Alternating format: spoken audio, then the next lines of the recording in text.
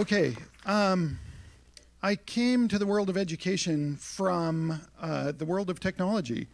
I really started working professionally as a programmer when I was about 16, and I used that ability as a crowbar to kind of open up the world for me. And I got to work in pretty much every domain that computer science touches, from cognitive science into, high transaction databases and the World Wide Web before it existed, and all the fun places that you might go if every time you had an opportunity to change your career, you said, what's the next most interesting thing I could do? And as a result, I didn't always get paid very much, but I was always fascinated by what I was working on. This naturally led me to decide to start a summer camp and then decide to start a school, because one followed the other so clearly. But if we're going to really fully reimagine education, we have to think for a minute about where this education pattern that we're used to, that we consider to be traditional education, came from. And I want to start here with the Prussians. This is the Prussian army. They're getting their asses handed to them by Napoleon.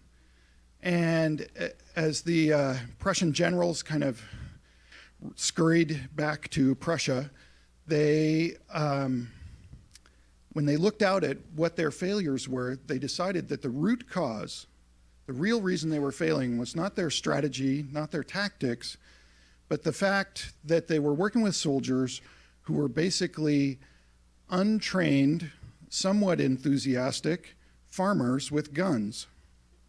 And from this perspective and this conversation that ensued, they decided what they needed was and this is a direct quote, regimented system of learning. So this pivotal moment is kind of emblazoned in the history of education, because what happened was they transformed the Prussian army from being an ineffectual, sort of scattered and disorganized force in the world into a really well-organized, highly effective army that just basically stormed all over Europe for the better part of 80 years. This was at the dawn of a moment, the beginning of the Industrial Revolution, when America was looking around for educational patterns, and the notion of public education, mandatory or compulsory, was emerging because of some pretty despicable child labor laws that were allowing children to work in the most harsh conditions. We grabbed onto this like a drowning man. We reached for this, and we grabbed it, and we implemented it in the most restricted way we could imagine. It was the most harshly defined attempt at education, even more strict than the Prussian approach. We used the word rigorous back then to make it sound good, but really it was a very narrow set of rails that we were going to put all American children on. It did have some really positive benefits. It got kids out of factories where they were losing fingers, losing toes, losing their lives, dying early of black lung. It was the harshest possible working conditions you can imagine. And in these conditions, these horrible, harsh conditions, we took all those kids out of the factories and we put them in 4.5 hours of school every day with teachers who had been trained up in this Prussian system. Of course, we didn't refer to it as the Prussian system. It was the American system of education by then. And they learned to read, they learned to write, they became literate to the degree that we needed so that they could work in factories and read the instructions and follow the instructions of the leadership of the factories. And thus the Industrial Revolution got all the workers it needed. And looking back on that, I think that's a pretty prescient thing. Like, the only thing holding us back from all this untold wealth is we need a whole bunch of slightly educated workers, and couldn't somebody find a system for this? And we did. And it got tied up into the notion of sort of pull yourself up from your bootstraps and this whole narrative of, like, this was at the time a great innovation. But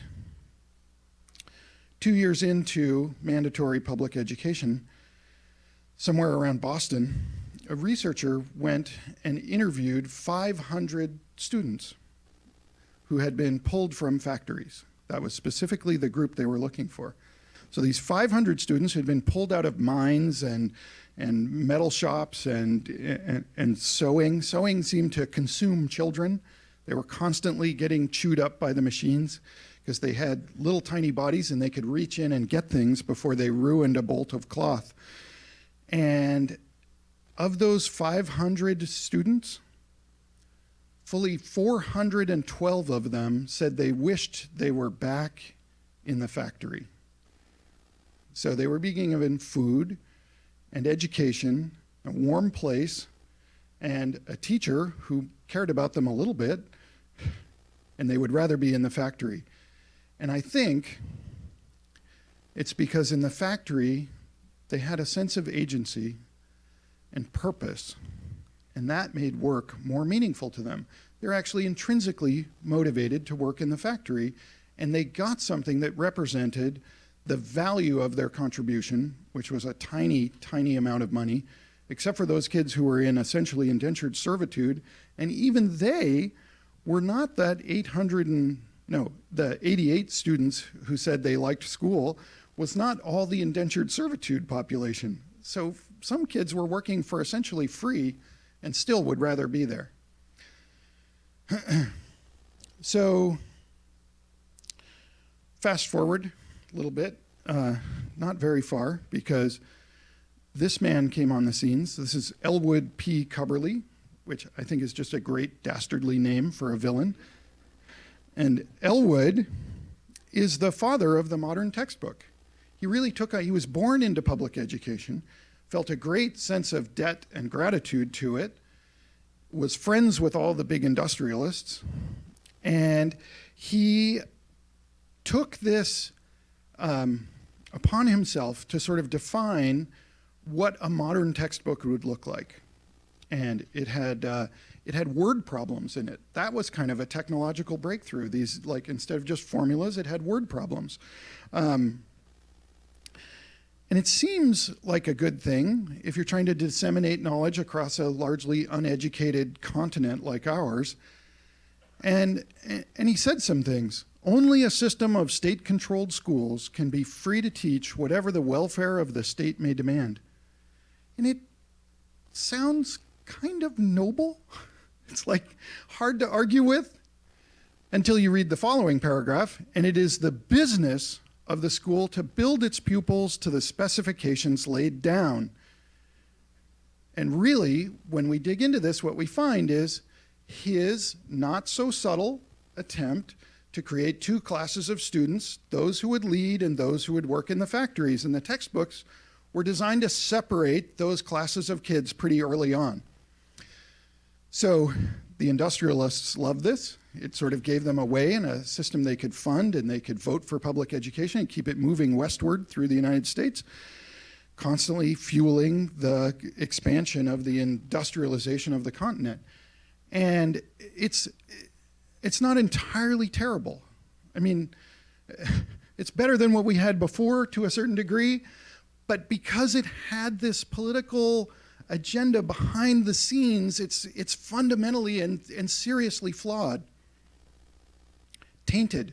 All of its greatness is tainted by this little dark secret that we don't really study. So fast forward again to 2016, and here we are in the Innovation Ed Conference, and we want to talk about the future of education.